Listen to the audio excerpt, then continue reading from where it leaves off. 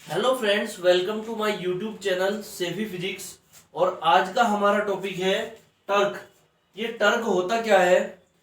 The vector product of electric force and perpendicular displacement of an electric dipole is called torque. It is denoted by tau. It is a vector quantity. तो जो हमारा force होता है electric force और जो perpendicular displacement होगा उनका vector product लेना है। वेक्टर प्रोडक्ट मतलब क्रॉस प्रोडक्ट भी बोलते हैं इसको। तो वो क्या बन जाएगा? हमारा टर्क बन जाएगा। और ये टो से डिनोट करते हैं, उल्टा जे बनता है। ये जे को उल्टा करके बना देंगे तो ये क्या बन जाएगा? टो। ठीक है। It is vector quantity. ये एक वेक्टर क्वांटिटी है। ठीक है। तो यहां पर देखो, ये फोर्स हो गया एक और ये डिस्प्लेसमेंट जो कि परपेंडिकुलर है। तो दोनों का जो क्रॉस, बीच में क्रॉस का साइन है, क्रॉस का मतलब ही होता है वेक्टर प्रोडक्ट। तो इन दोनों का जो क्रॉस प्रोडक्ट है उसी को ही हम बोलते हैं टर्क। ठीक है। और टो से रिप्रेजेंट करते हैं। तीनों पे ही वेक्टर आया हुआ है क्योंकि फोर्स भी एक वेक्टर क्वांटिटी है, आर जो है डिस्प्लेसमेंट भी एक वेक्टर क्वांटिटी है, और टो जो है टर्क भी एक वेक्टर क्वांटिटी है। ठीक है। तो इसका वेक्टर प्रोडक्ट हो जाएगा।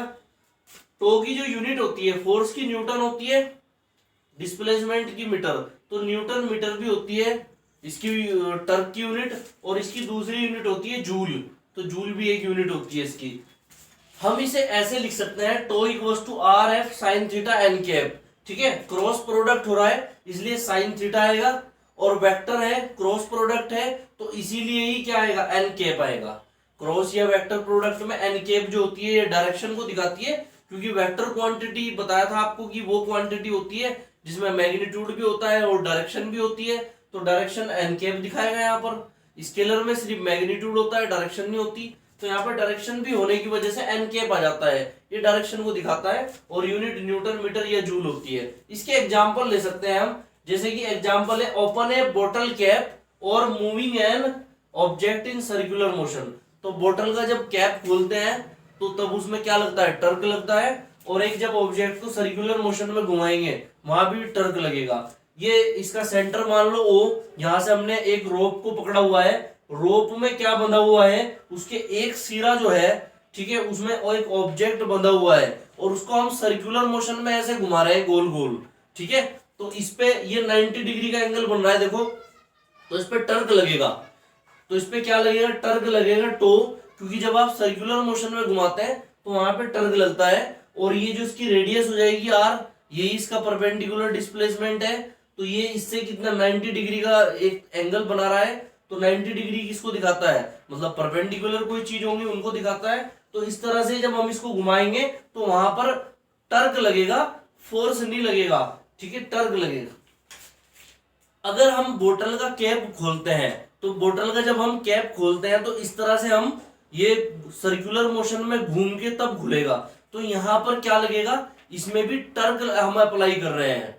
यहां पे भी क्या लगा रहे हैं? टर्क लगा रहे हैं इस तरह से। जब हम इसको बंद करेंगे तब भी इसमें टर्क लगेगा इस तरह से। तो गोल घुमा के बंद कर रहे हैं, लेकिन हम क्या लगा रहे हैं? इसमें टर्क लगा रहे हैं। टर्क के बारे में और फोर्स के, तो टर्क को हम कह सकते हैं कि ये एक तरह का फोर्स ही होता है। लेकिन फोर्स तो लीनियर में लगता है, मतलब डायरेक्ट जब हम किसी ऑब्जेक्ट पे लगाते हैं, सीधा जब लगाते हैं तो वो तो हो जाता है फोर्स।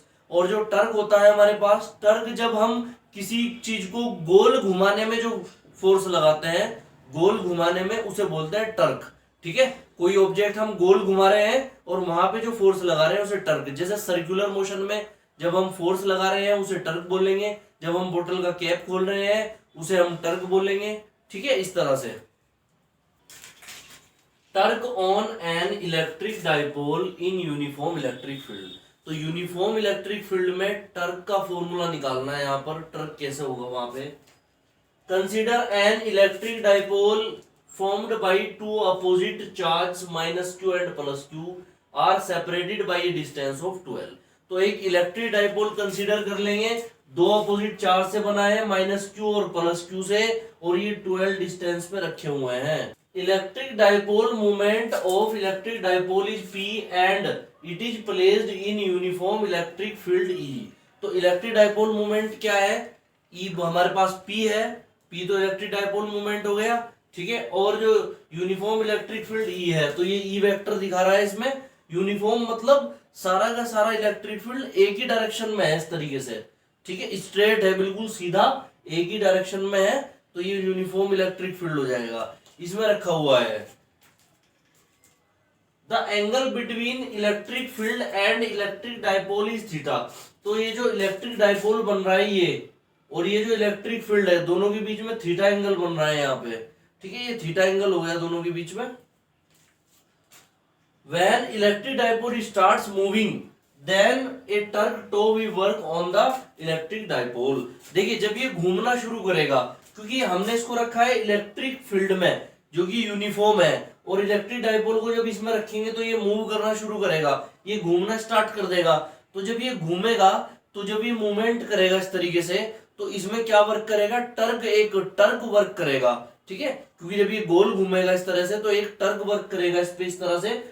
टर्क का फॉर्मूला होता है torque equals to electric force into perpendicular displacement.